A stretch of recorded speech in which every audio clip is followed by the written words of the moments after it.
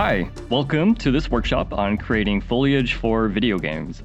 My name is Colin Valek, and I'm a senior environment artist who specializes in making biomes and vegetation. In this series, you will learn how to make trees and ground cover assets that can be used to make lush environments. We will go over the process of sculpting highly detailed plant models by hand, turning those models into texture atlases, and assembling the final assets in SpeedTree. Lastly, we'll use these assets to build an environment in Unreal Engine 5.